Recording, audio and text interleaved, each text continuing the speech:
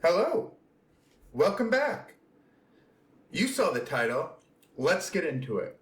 When I was a kid in school, my teacher used to make us play this game called Telephone.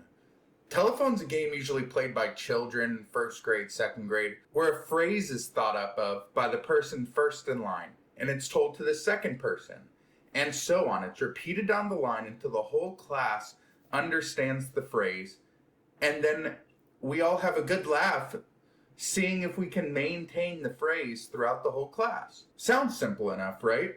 What's so hard about retaining and repeating information, regardless of the age, right? Logically, it seems like a pointless game. It's a game where a bunch of first graders are just repeating something over and over again. But here's what makes the game unique. The phrase was never the same when it traveled through the mouths and the ears of all my classmates. It was totally different. But why? Why was it different? Why was such an easy task on paper so hard to execute in reality? The rules of the game were simple. Listen carefully and then repeat it to the person right next to you. But it's not a simple game. There's hidden factors and situations that make this game extremely complex. What is stopping someone in the middle of the line to just say something completely different, to throw off everybody for fun? No one's stopping the kids from doing this. No one was stopping me from doing this. And there's no way to tell where that manipulation took place because it was already kind of messed up by the time it got to the jokester who messed it up on purpose.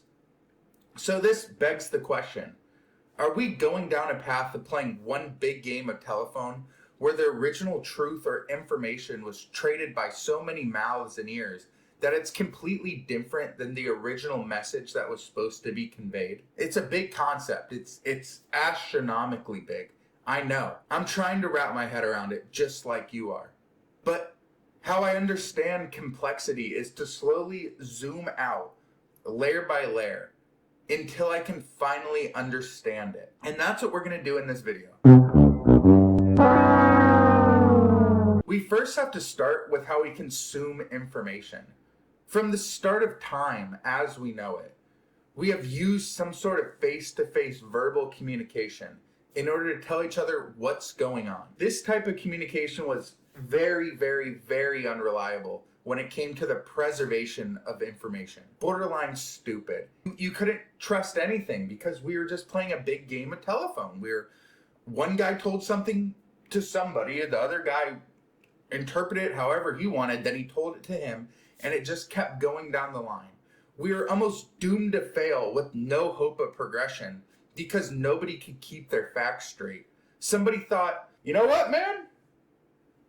We need to preserve this stuff. We need to start writing this down because nobody knows anything and we're literally playing a big game of telephone. So boom, print media was born in 1439 by a guy named Gutenberg. Supposedly, that was a way to have information preserved. And a little cherry on top, a way to spread information to everybody else. But remember what I said in the beginning of the video. All it takes is one person, whether if they're not listening or just not following the rules, to mess up everything. Fast forward 34 years, anti-Semitism found its way into print media. A man claimed a Jewish community murdered and consumed a 2-year-old to celebrate crossover. What? And that misinformation led to that Jewish community being burned at the stake. Here's the info.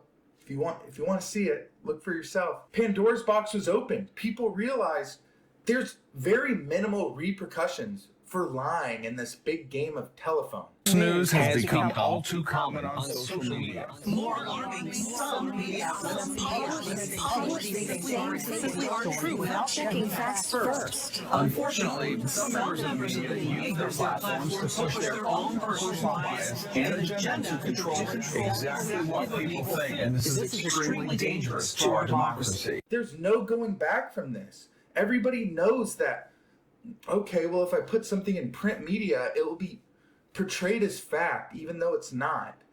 So let's keep expanding our scope on the subject so we can better understand the predicament that we found ourselves in.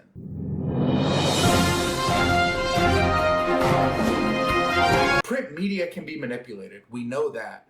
People started writing articles about what they heard, taking print media as fact, building the foundation of their understanding on the manipulated game of telephone that we're playing. At this point in the 1400s, the foundation of information is just ruined, and there's no stopping that train. We're already building a house on this disgustingly bad foundation that we don't even know what it is. And the train hasn't stopped. Fast forward close to 600 years later, today, and we're still playing the same game of telephone. We're still building our house on this foundation of knowledge, of information that has been passed down over the last 600 years, without questioning the repercussions of what if we're so far away from the original message that nothing we know is true. It's scary. It's a scary thought to think about. I know. But now let's completely zoom out to what we're living in today and what will happen in the future. We live in a time now where anyone can say anything that they want, and they have a platform where they can do it. Here, this is a platform, and I'm doing it. Look at this video, for example. I could have no clue what I'm talking about, but you're listening to me, taking my opinion as fact. You shouldn't. And that's extremely scary. But it goes deeper than just some dude in a mask telling you something. One of you watching can watch this video, be inspired by my concern that our information has traded so many hands over the years, that you make a video of your own, expressing in your own words about how scary this trend is. And that trend continues until we're right back where we started. But now we have a huge platform bigger than the printing press in which we can do it. So what comes next? Look around. We're supplying AI models with information that we're not even sure is true due to this big telephone theory I'm rambling about. And it never ends. It's scary, and I don't have a solution for it. And it scares the shit out of me. It's frightening. Because how do I know what's true? How do I know that my idea is true? I don't know. I don't know if the foundation of my knowledge has been tampered with. I have no clue, and I have no way to tell.